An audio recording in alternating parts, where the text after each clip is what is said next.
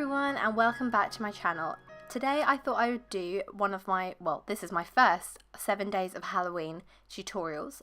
This is a recreation of my Halloween look from last year called Pretty Hurts. I hope you enjoy the video. So what I'm doing here is applying Vaseline to my hairs on my face, like around my hairline, above my eyebrows. I kind of have sideburns too. It's just to protect my hair from the liquid latex. I then drew a rough line using red face paint around my face. And the liquid latex stinks. I poured it into a bucket and chopped up some cotton pads that I got from Wilko.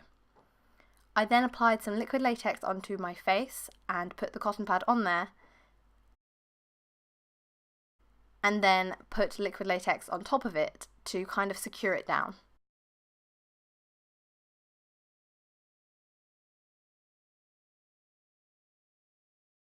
Then moving on to another part on the line, I added some more cotton. I'm kind of keeping them not too thick in width to keep with the line and also not to take up my whole face, if that makes sense.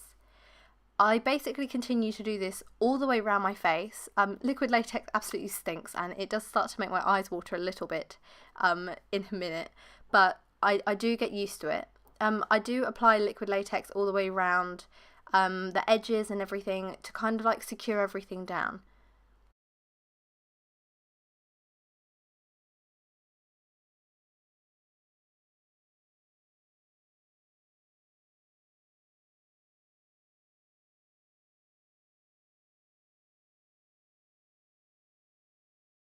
As you can see, I'd already applied my makeup here. I did the darkest kind of glam that I could. I did this because I thought it would be easier to do it before I did anything else rather than after. So I can match up my foundation perfectly on top of the liquid latex and cotton pads rather than just trying to apply it half-heartedly afterwards. This also meant I could wear this makeup during the day to wherever I was going and then get back and film this video, which was far easier than starting it all over again. As you can see, I switched my tools for applying liquid latex. I found that this one was like, it's kind of like a eyeshadow brush. It's quite a lot more like my fingertips rather than the big fat sponge I was using that wasn't helping at all. It kind of picked up the cotton as I put it down. This I was able to like precisely push down the points of the cotton that were kind of rising up, and here I'm just cutting it so that it doesn't get too close to my hairline. What I started to do here was using toilet paper. I know it's kind of gross. I got a soft sheet of it and put it half over the cotton and half off the cotton onto my skin. What this does, it applies like more of a gradient from my skin onto the cotton rather than there being a line all the way around where you can see the cotton. This kind of allows it to gradually look a bit more like it's melded in my skin.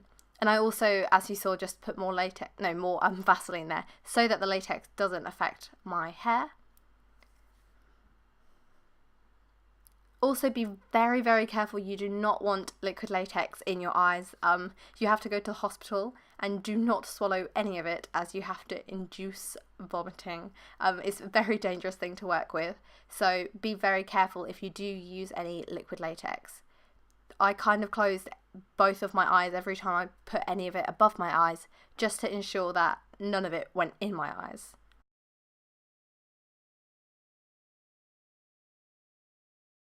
I started with another round of the cotton to build on top of the cotton I'd already put down because I thought that it wasn't one layer wouldn't provide enough of a difference, if that makes any sense. So I went round once again with cotton, putting down latex, putting the cotton on top and then putting down latex again to try and blend it in.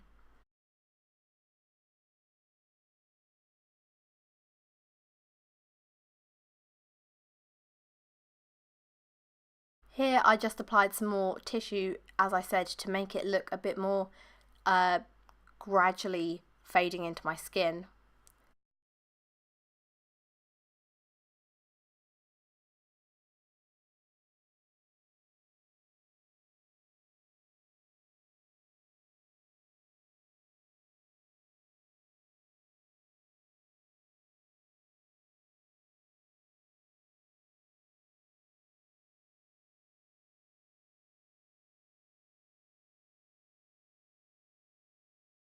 Here I am applying a layer of foundation using a sponge. This is the L'Oreal Cushion Foundation. It's my normal shade of foundation, but I applied this first as a kind of base to change the colour from white. I need this white to look as close to my skin tone as possible, so I applied this first and I intend on applying more foundation on top. I then use this really cheap powder from Poundland, which is more skin colour, to set this foundation because I don't want any of it smudging when I start playing with it, if that makes any sense. I then went in with my other foundation, which is the foundation I did use on my skin. It's the L'Oreal True Match Foundation, I think it's called, and I applied this on top to try and make it look a bit more like my skin. Here I started to cut the cotton after it had dried. So I kind of left it to dry for about an hour or so. I just wanted it to be completely dry so that I could start ripping it apart. I cut a line down the centre of the whole thing that I'd put around my face. As you can see, I'm using a tool which is actually a nail art tool. You can use the end of a brush or anything to poke through the hole to kind of pull your skin away from the latex. Latex is very sticky, for those of you who don't know. It sticks down perfectly and it kind of peels off. So by pushing this brush all the way down, I was able to get rid of it without poking myself with the scissors, which are very sharp. I know this looks quite gross. I assure you I'm not hurting myself at all. You just have to, when you're doing it, the layer of latex and cotton is quite thick, so you'll know from doing it yourselves it's actually not as scary or daunting as it looks. Now once I'm all the way around, I'm kind of opening up the hole all the way around just a bit more to make it look more like there is a gap, because I found it did look a bit like there wasn't really anything there, and whilst I am going to be putting colour in it, I need it to look a bit more open. So here I am just adding in red face paint in between the lines. I'm also coating it on the inside of the latex and cotton combination so that there's no white showing, because obviously that looks nothing like your actual skin. Underneath your skin it's most probably very red, so I thought I'd add this to kind of contrast against the like actual bandage and as a layer down before I put in any fake blood. Here I'm making clotted blood, so I've just used some really cheap blood from Poundland, put it in a bucket, and I have got some cotton and ripped it up into small bits, put it in the bucket and mixed it all around. This has effectively created random dark gloops of blood which I'm putting in some bigger holes. You have to remember not to just use one shade of blood, because there's different shades of blood based off of oxidization and how long it's been since your wound and whether you've clotted or not. So I know that's very specific, but it adds a lot more dimension if you use gloops as well as runny bits as well as patches, and I even used some spray blood towards the end of this, I'm pretty sure. You also don't have to be neat with this. Don't forget, if you're bleeding from your face, you're going to be bleeding everywhere. This is a more red-toned, lighter shade of blood, which is more close to the kind of blood you bleed as soon as you've got a wound. So I've just applied that all around. And now I've got my safety pins.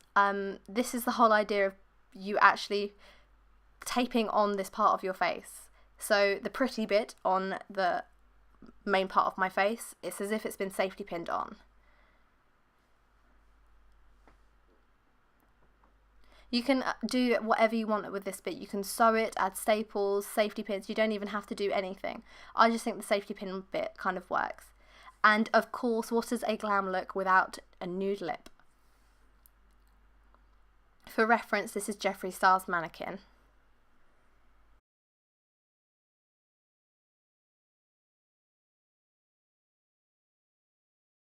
And there you have it, my Pretty Hurts Halloween makeup look. Stay tuned for tomorrow when I do another Halloween makeup look for my 7 Days of Halloween series. Thank you so much for watching, and I'll see you in my next video. Bye everyone!